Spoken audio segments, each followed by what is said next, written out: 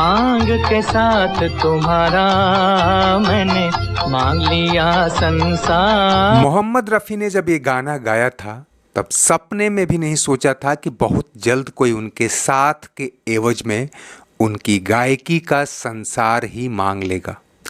1957 में आई फिल्म नया दौर ने हिंदी सिनेमा में कामयाबी का एक नया इतिहास लिखा था और उससे भी बड़ा इतिहास लिखा था मोहम्मद रफ़ी। नया दौर तो साल की दूसरी सबसे कमाऊ फिल्म थी, लेकिन Mohammed Rafi top grossing list में ऊपर से नीचे तक छाए थे।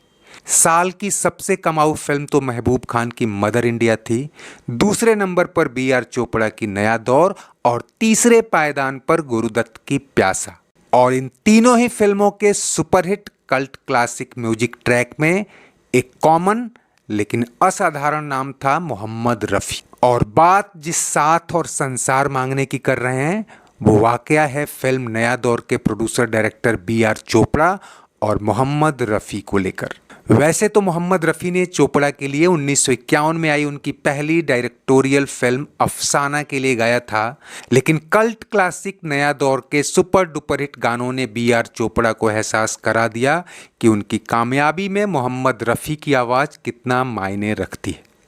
तेरी चाल है नागन जैसी, वो तेरी चाल है ना। और इसके बाद उन्होंने अपनी अगली हिट फिल्म धूल का फूल में भी रफ़ी से गवाया और इस गाने ने तो पूरी दुनिया में नाम कमाया। तू हिंदू बनेगा न मुसलमान बनेगा, इंसान की आला। तब तक चोपड़ा अपनी कंपनी B.R. फिल्म्स बना चुके थे और फिल्म प्रोड्यूसर्स एसोसिएशन से लेकर इंडस्ट्री में अच्छी पहुंच और रसूख रखते थे। ऐसे में एक दिन जब उन्होंने मोहम्मद रफ़ी को एक खास ऑफर के लिए अपने दफ्तर बुलाया तो रफ़ी साहब को लगा कि किसी अगली फिल्म के गाने की बात होगी। वो पहुंचे तो चोपड़ा ने उन्हें बड़े प्यार और अदब से बिठाया। कंपनी के एक दो सीनियर लोग भी थे। उन्होंने मोहम्मद रफ़ी से कहा कि रफ़ी साहब, हम चाहते हैं कि आप सिर्फ B.R. फिल्म्स के लिए गाएं। इसके लिए हमारे बीच एक बॉन्डिंग एग्रीमेंट होगा जिसकी आपको मुंह मांगी कीमत मिलेगी।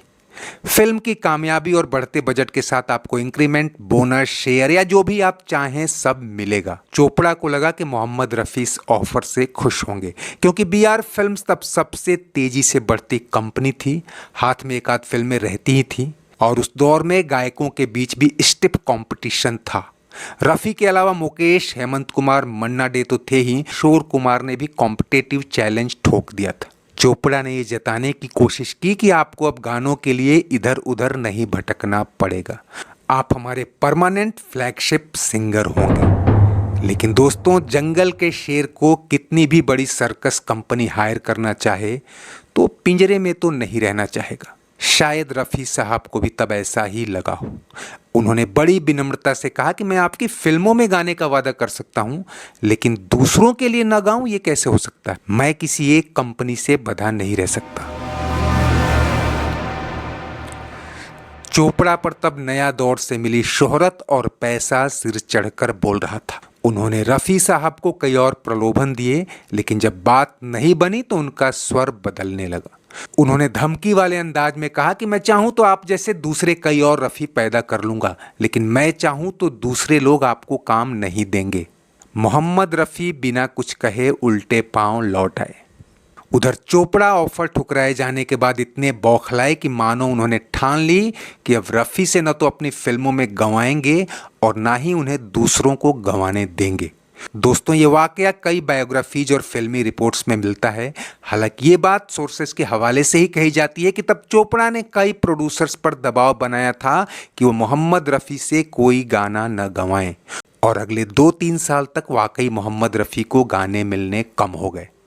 इस दौरान B.R. चोपड़ा ने महेंद्र कपूर पर दांव लगाया, जिनकी गायन शैली, सुर, ताल बहुत हद तक रफ़ी से मेल खाते थे। वैसे तो महेंद्र कपूर फिल्मों में बीते कई साल से गा रहे थे और धूल का फूल में तो B.R. चोपड़ा ने उनसे 4 गाने गवाए और अब उन्होंने N. दत्ता, सलील चौधरी और रवि जैसे अपने कई संगीतकारों से कहा कि महेंद्र कपूर को B.R. फिल्म्स का परमानेंट गायक समझिए।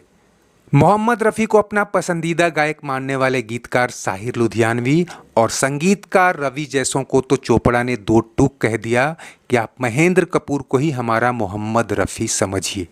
हालांकि महेंद्र कपूर खुद रफ़ी साहब को अपना गुरु कहते थे। पहले से उनकी गायकी पर मोहम्मद रफ़ी की छाप तो थी ही, अब प्रोड्यूसर, गीतकार, संगीतकारों की सोहबत या पेशेवर दबाव, जो भी कह लीजिए, उन्होंने खुद को काफ़ी हद तक रफ़ी की गायकी में ढालना शुरू कर दिया। बिना मोहम्मद रफ़ी के BR फिल्म्स की पहली सुपरहिट फिल्म आई 1963 में गुमराह। इसके 2 फीमेल सोलो सॉन्ग छोड़कर बाकी 5 गाने महेंद्र कपूर ने गाए थे और इस सुपरहिट गाने ने उन्हें रातों रात शोहरत की बुलंदी पर ला खड़ा किया। चलो एक बार फिर से अजनबी बन। इसमें कोई शक नहीं कि महेंद्र कपूर में उनकी अपनी प्रतिभा थी और वो चोपड़ा के गढ़े हुए डमी रफ़ी नहीं थे, वरना VR चोपड़ा अगले कई साल तक अपनी कई सुपरहिट फिल्मों में और यहाँ तक कि टीवी एपिक महाभारत में उन्हीं पर भरोसा नहीं जताते। बहरहाल चोपड़ा का बाइकॉट रफ़ी मिशन ज्यादा दिन नहीं टिका। वो एक मजे हुए फिल्मकार तो थे ही, उनके गीतकार संगीतकार भी लीजेंड थे। दूसरी ओर रफ़ी तो रफ़ी ही थे। उन्हें गाने कम मिल रहे थे, लेकिन जो मिल रहे थे उन्हीं में वो जान फूंक रहे थे। इस तरह उनकी शोहरत और डिमांड में कोई खास कमी नहीं आई।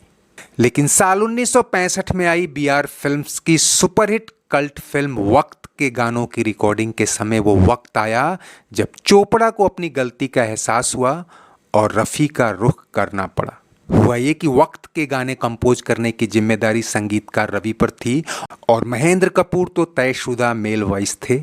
फिल्म में कुल 8 गाने थे, जिनमें से 3 फीमेल सोलो थे जो आशा भोसले गा रही थी, और इस गाने को मन्ना डे की आवाज में सुपरहिट कल्ट सॉन्ग बनना लिखा था तो मन्ना डे ने गाया। तक है हंसी और मैं जवान, तुझ पे कुर्बान मेरी। गाने साहिर लुधियानवी ने लिखे थे और इस टाइटल सॉन्ग को लेकर साहिर से ज्यादा रवि का मानना था कि इसमें तो रफ़ी ही जान डाल सकते हैं। उन्होंने ये बात चोपड़ा को बताई। पहले तो चोपड़ा ने नानुकुर की, लेकिन वो जानते थे कि रवि कोई बात यूं ही नहीं कहते। BR चोपड़ा और यश चोपड़ा दोनों भाइयों ने इस फिल्म में जान डाल रखी थी। रवि का दबाव इतना ज्यादा बढ़ गया कि उन्हें झुकना पड़ा, लेकिन रफ़ी मान जाएंगे ये तय नहीं था। किसी से ऑफर भिजवाया तो रफ़ी साहब ने समय की कमी का हवाला देकर गाने से इनकार कर दिया। कहते हैं कि तब BR चोपड़ा ने संगीतकार रवि को भेजा और साथ ही एक ब्लैंक चेक दे दिया कि रफ़ी साहब से कहना कि जो भी रकम लेना चाहें भर लें, लेकिन इनकार न करें। संगीतकार रवि की गुजारिश पर रफ़ी टाइटल सॉन्ग गाने को तैयार हो गए। हालांकि ब्लैंक चेक पर उतनी ही रकम भरी जितनी उन दिनों उनकी फीस थी। वक्त से दिन और रात, वक्त से कल और ये गाना भी बहुत हद तक इस कहानी को ही बयां करता है, यानी वक्त से बड़ा कोई नहीं, वक्त सबको सबक सिखाता है। बाद में BR चोपड़ा ने एक इंटरव्यू में कहा था कि रफ़ी रफ़ी हैं और उनकी जगह दूसरा रफ़ी नहीं पैदा हो सकता। वक्त की हर शय गुलाम, वक्त का हर। खैर, इस कल्ट क्लासिक फिल्म और इसके मैसेजिंग टाइटल सॉन्ग के साथ आज बस इतना ही।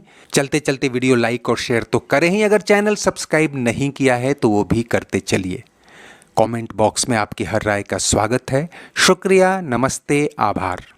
वक्त से कल और आज